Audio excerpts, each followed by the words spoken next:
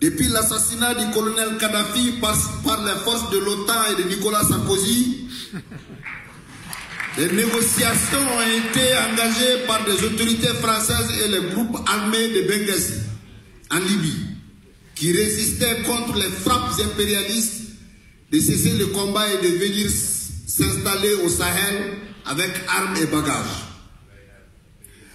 Dès ce jour, les pays du Sahel sont pris au piège par un complot français visant à donner l'indépendance à une partie du Mali au groupe indépendantiste. Très vite, le terrain a été occupé par des terroristes venus d'horizons différents, AQMI, Moujao, Ansardine et autres. Le 11 janvier 2012, l'opération Serval est intervenue tout en épargnant le chef rebelle Yada Gali et de sa troupe de quitter les lieux de frappe quelques heures avant l'intervention. Il se repliait avec 500 pick-up lourdement armés et s'est installé royalement à Kidal sous la protection française. Car lui aussi, Yada Gali est un agent de renseignement de la DGSE française. Depuis ce jour jusqu'à aujourd'hui, Kidal nous échappe. On ne peut plus aller à Kidal. À qui la faute? À qui la faute? Elle profite aux autorités françaises et à l'OTAN qui ont un agenda, lequel? L'exploitation de nos ressources, or, uranium, pétrole. Quelles conséquences dans nos pays? Nous assistons à la destruction massive de nos bases militaires et de nos engins de guerre, avec des tueries de centaines et des centaines de nos soldats par des mercenaires à la solde de la France. Les massacres de nos populations et la destruction totale des villages Pélé et Dogon ne sont autres que la marque des mercenaires à la solde de la France. Les attaques ciblées dans nos écoles, au Burkina Faso, au Niger, au Mali, plus de 3000 écoles fermées, plus de 3 500 000 enfants du primaire et secondaire sont privés d'éducation. Elles visent à s'aimer la psychose et le chaos. Quelle est la stratégie adoptée par la France? En Afrique, les rivalités entre les puissances impérialistes visent l'exploitation des peuples et des richesses du continent. Cela se manifeste ces derniers temps par le renforcement de la présence économique et militaire de la superpuissance américaine et l'arrivée de nouveaux concurrents, parce que l'Afrique est devenue l'Eldorado, notamment les pays émergents, la Chine, l'Inde, le Brésil, la Turquie, etc. La multiplication des sommets France-Afrique, Chine-Afrique, Japon-Afrique, Russie-Afrique, etc. sont des cadres de montage de toutes les stratégies d'un autre dépiéçage de l'Afrique en de nouvelles zones d'exploitation et de pillage dans un environnement construit et entretenu de guerre, de conflits et de terrorisme. Par ailleurs, la visite d'inspection du président français dans le précaré ouest africain du 27 au 29 novembre 2017 en adressant à l'Afrique un message dont la teneur est résumée dans l'Afrique n'est pas seulement le continent de crise,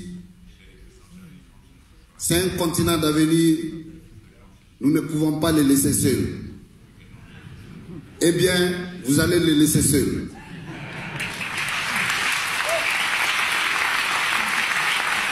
Et l'un des indicateurs de velléité, de rattrapage, de répartage de l'Afrique en zone d'influence et de conflit impérialiste. Les peuples de la sous-région refusent la misère, l'exploitation de la bourgeoisie alliée à l'impérialisme international et développement des luttes de plus en plus massives pour le pain et la liberté. Notre système sécuritaire au Mali est contrôlé par la France. En effet, Le brigadier général est le chef d'état-major des forces. Elle est le chef d'état-major des forces de la MINUSMA, c'est un Français. Le chef du bureau de la MINUSMA à Kidal est un Français. Le directeur général adjoint de la police de la MINUSMA est un Français. Le conseiller principal de la sécurité de la MINUSMA est un Français. Le premier responsable de la MINUSMA du Mali, le Tchadien Anadif, est de nationalité française. Ouais. Eh bien, c'est vrai. Un conseiller spécialiste de la sécurité a été recruté par le président de la République du Mali et aussi un Français. Le terrorisme au Sahel est un mensonge d'État. Les autorités françaises disent tout sauf la vérité sur ce combat contre le terrorisme au Sahel.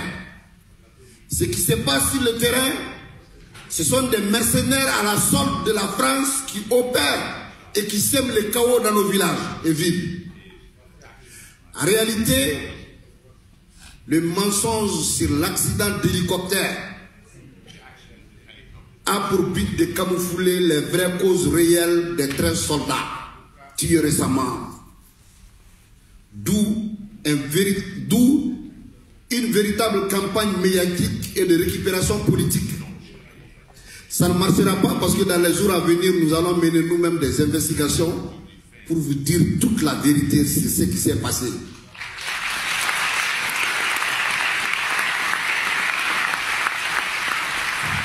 C'est ce que nous demandons. Que ce que nous exigeons à la France est le départ pur et simple de ces troupes sur nos sols burkinabés, nigériens et maliens. Et la Côte d'Ivoire aussi. La Côte d'Ivoire. Ouais. Et au Sénégal. Nos peuples sont déterminés à plus que jamais à mener ce combat pour faire partir les forces d'occupation étrangères de gré ou de force. Nous avons tout compris, car le système de médias mensonges a pour but d'imposer de la recolonisation de l'Afrique de l'Ouest à partir du Mali.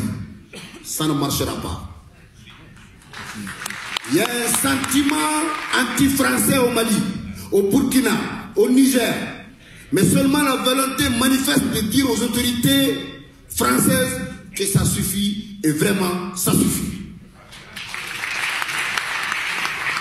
Nous sommes respectueux et reconnaissants à la France et au peuple français. Mais nous tenons à notre dignité et à notre honneur. Ça suffit, trop c'est trop, partez, partez et partez.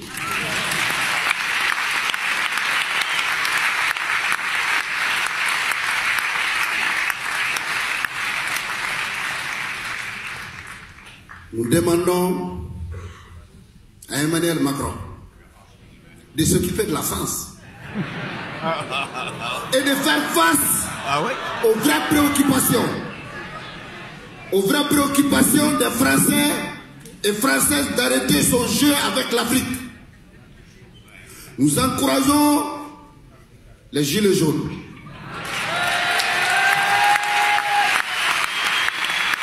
Nous encourageons vivement la grève générale du 5 qui sera déclenchée le 5 décembre.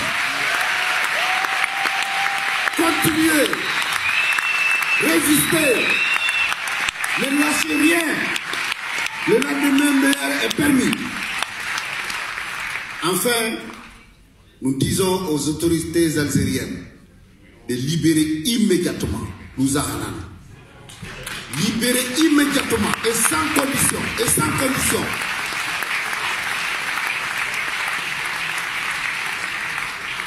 Nous avons allé également ce qui se passe au Venezuela avec le président Maduro, où les impérialistes veulent le faire partir coûte que coûte.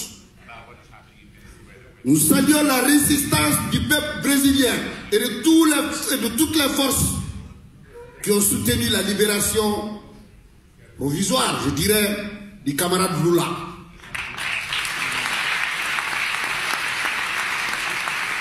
Ensemble, je dis, un monde meilleur est possible.